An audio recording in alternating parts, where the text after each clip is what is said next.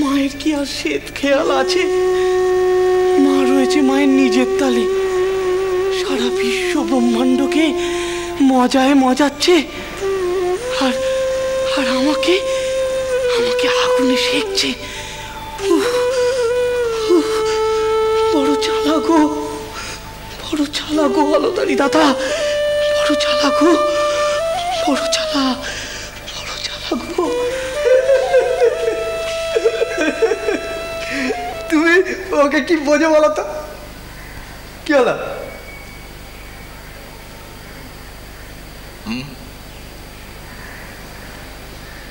আমি নিমাইকে বুঝি।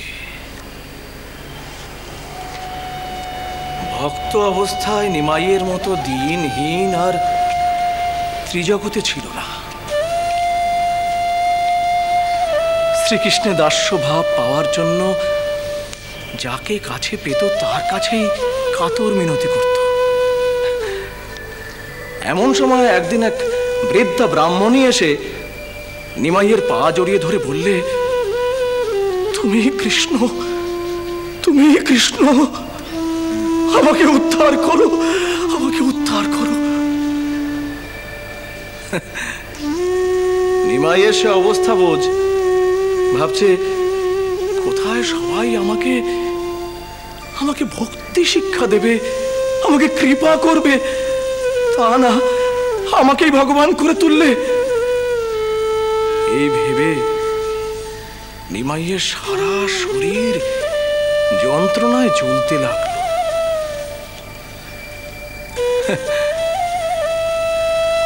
আমাদের গদাইয়ের হয়েছে সেই দশা।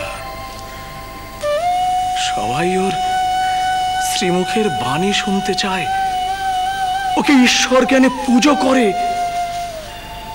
আর ও কিন্তু নিজেই দিশা খুঁজে পাচ্ছে না। বলিস কি? হ্যাঁ। কি বললে? কে আবার বলবে? আমি পরের মুখের ঝাল খাই নে, আমি নিজে মন্দিরে গেছিলাম, নিজে সবকিছু দেখে এসেছি। আবার মা মা করে লাট খাচ্ছে। শুনলাম আগেও নাকি এরকমটি হয়েছিল, ওই যখন জটা জুটো নিয়ে ফিরে এলো বিয়ের আগে। খুব খারাপ লাগছিল। ভাবলাম এই সবে শখ করে বিয়ে দিলে, এর মধ্যেই আবার এখন ওরই বা কি হবে, ওর বউয়েরই বা কি হবে। তা তুই ডেকে কথা কইছিস? না না। কেন? বাপরে, কথা কি কইব? চোখ দুটো ভাটার মতো লাল, এই বুকের কাছটা দক দক করছে, আর এক জায়গায় বসে কেঁপে কেঁপে উঠছে। আর তাছাড়া দিদেও তো ছোট মামার ধারে কাছে ঘেঁচতে বারণ করলে। কেন? কে জানে, হয়তো ভাবলে ধারে কাছে গেলে কামড়ে খিমচে দেবে। হলধারী মামাও তো সেখানে আছে। ওই সে নাকি তো আগে শাসন মাসন করতো, এখন সেও পদ ধরতে লেগেছে। ব্যাস, ফলে দশা একেবারে জমে দই।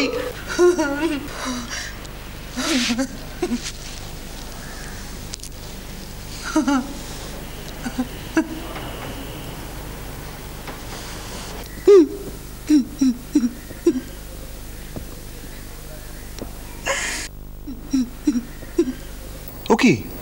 হ্যাঁ, আস্তে আস্তে কাঁদছো কেন? জোরে জোরে কাঁদো, জোরে জোরে কাঁদো, কেঁদে করে লুটোপুটি খাও। এই দেখো, এ আবার তোমার কেমন ঢং? দিদিমাকে দুষ্টু কেন? দিদিমার কি দোষ? প্রশ্রয়টা কে দিয়েছে শুনি?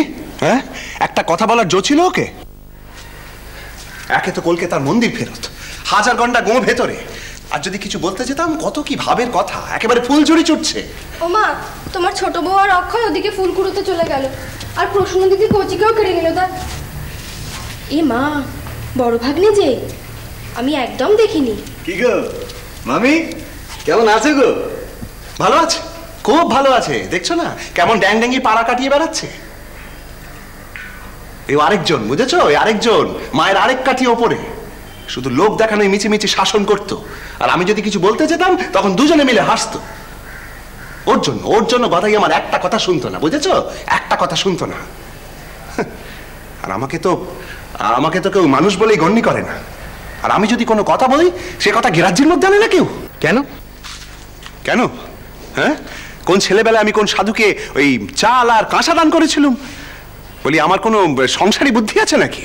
সে কথা মোটেই নয়। মোটেই নয়? তবে কথাটা কি? কথাটা কি? তার আগে গপ্পটা শুনি। গপ্প? আমি এখানে গপ্প করছি? কি শুরু করলে কি তোমরা? এই শোনো গো মামি, আমি কলকাতা গিয়েছিলাম, সেখানে গিয়ে দেখলাম ছোট মামার সেই আগের মতো দশা। আমি জানতুম, লক্ষণ আগেই ছিল। ও, তবে বোঝো, সব জেনে শুনেই করেছে, জেনে শুনেই সব লাই দিয়েছে। তবে আর করার কি আছে? পাগল যে পাগলামি করবে তো জানা কথা। উত্তর আমার ওসব কি? না না, আমাকে তোমার আবার কি দরকার? হ্যাঁ, তখন তো বড় ভাগ্নেকে মিচকেমি করে আমার সামনে খুব মানা করেছিলে, আমার সামনে না বলতে। সে কথা কি আমি বুঝিনি ভেবেছো? হ্যাঁ, আমাকে লুকো আর দেশ শুদ্ধ লোক সব ঢেরা পেটা।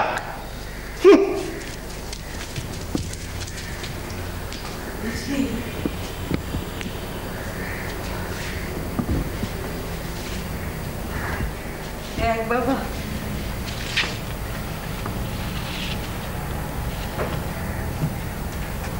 দেখলি তো কি কলে পড়েছি। তা তোমার তো গোড়াতেই ব্যবস্থা নেওয়া দরকার ছিল। কি করিনি বল আমার সাধ্যের মধ্যে। গ্রামের কবরেজ মশাইকে ডেকে চিকিৎসা করিয়েছি, ওঝা ডেকে ভূত ছাড়াবার চেষ্টা করেছি, কিছু তো হলো না। কলকাতার বড় কবিরাজ গঙ্গা প্রসাদ সেন মশাই নাকি বলেছেন দৈবের রেখা। তা যদি বলিস বাবা, তাহলে এর মধ্যে আমি একদিন ওই বুড়ো শিবের থানে হতেও দিয়েছি। গোপেশ্বর বাবা? গোপেশ্বর শিব, ওই গোসাইদের ঠাকুর শুক্লাল গোসাই ঠাকুরের হাত ধরে আমরা প্রথম দেড়ে গ্রাম থেকে এখানে এসেছিল। তাদের শিব মন্দির। তা দৈব রোগ যদি কিছু হয় বাবা, তাহলে তো তার বিধান সেই ঠাকুর দিতেন।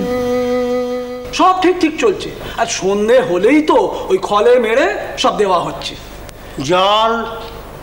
হ্যাঁ, না না, সে কি, জল খাওয়া তোমার বারণ। জল না খেলে বাঁচবো কেমন করে কবরেজ মশাই?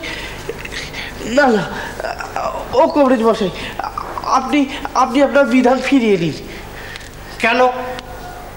হ্যাঁ, আমি তো তোমাকে বেদানা রস খেতে বলেছিলাম, মধুরানাথ বাবু সবই জানে। হ্যাঁ, সেজবাবু বলছিলেন বটে, কিন্তু কিন্তু আমার কেমন যেন একটু বাঁধো ঠেকে।